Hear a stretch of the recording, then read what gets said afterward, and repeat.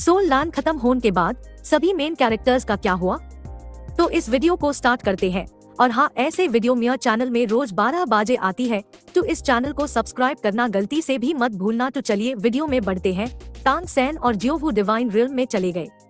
Soul land 2 में उनके परिवार को गॉड्स की दुनिया में दिखाया गया, साथ ही उनकी बेटी तांग वुटोंग को भी दिखाया गया।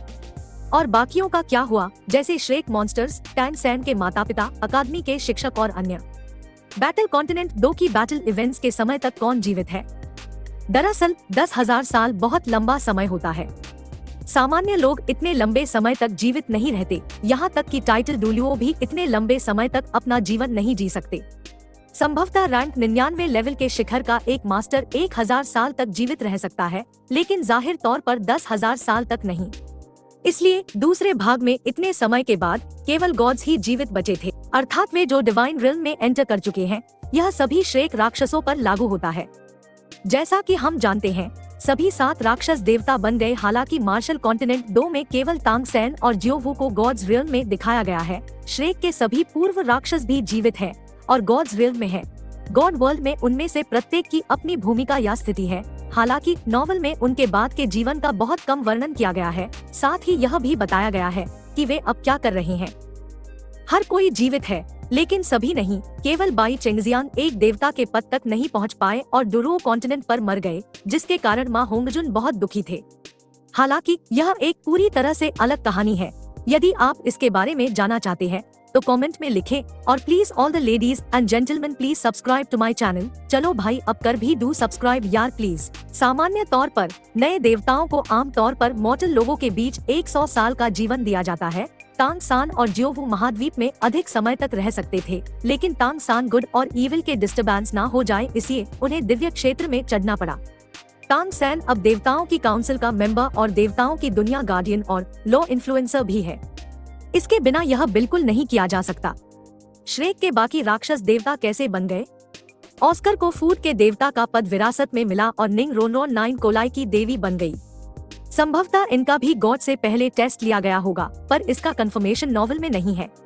और यदि आप इस बारे में बात करें कि श्रेक के 7 राक्षसों में से प्रत्येक कैसे परीक्षा पास करता है और भगवान बन जाता है, तो इसमें बहुत अधिक समय लगेगा। दाई मोबाइल वॉर के देवता बन गए और जू जुकिंग स्पीड की देवी बन गई।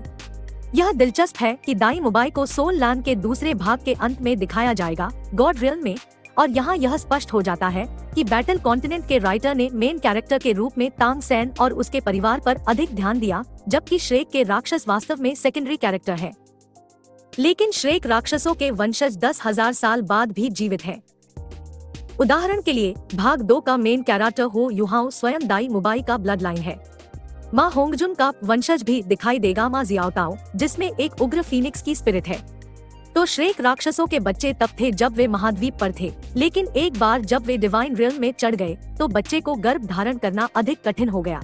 दूसरी या तीसरी पीढ़ी की तुलना में श्रेक के 7 मॉन्स्टर्स की पहली पीढ़ी को सबसे मजबूत पीढ़ी माना जा सकता है। प्रत्येक व्यक्ति शक्ति के शिखर पर पहुँच गया है और उसने अपने गुणों के अनुसार भगवान का पद पाया है। यहाँ तक कि प्रसिद्ध तांग सेन को एक ही समय में 2 देवताओं असुर और सीगोर के पद विरासत में मिले, जो कभी नहीं हुआ। श्रेक के मूल राक्षस लीन्स है। दूसरी पीढ़ी भी काफी इंटरेस्टिंग है। वे सभी नॉर्मल स्पिरिट मास्टर की तुलना में टैलेंटेड और पावरफुल हैं, लेकिन श्रेक के पूर्व राक्षस निश्चित रूप से बाहर खड़े हैं। उदाहरण के लिए, क्या मूल्यवान है फूड स्पिरिट वाला ऑस्कर या समर्थन में सर्वश्रेष्ठ निंग रोनरोन?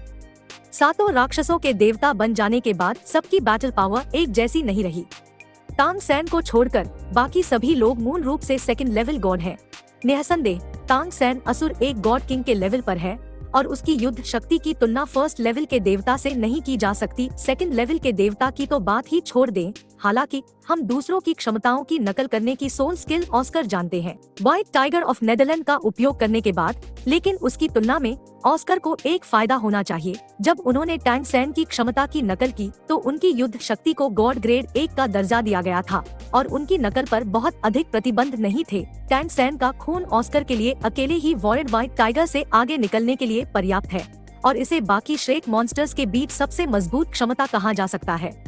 बैटल कॉन्टिनेंट 2 को देखते समय हम समय समय पर पहले भाग के नायकों के वंशजों से मिलेंगे, चाहे श्रेक के राक्षस हो या अकादमी के शिक्षक, उदाहरण के लिए ग्रैंड मास्टर के वंशज और अन्य। इसका अपना उत्साह है और भविष्य में हमें पूर्व श्रेक राक्षसों के बारे में कुछ और दिखाया जाएगा। कमेंट लिखें कि आप पिछले कैरेक्टर्स में से कौन सा कैरेक्टर आपका फेवरेट है। हाँ, चैनल को सब्सक्राइब कर लिया है ना? चलो ओके बाय।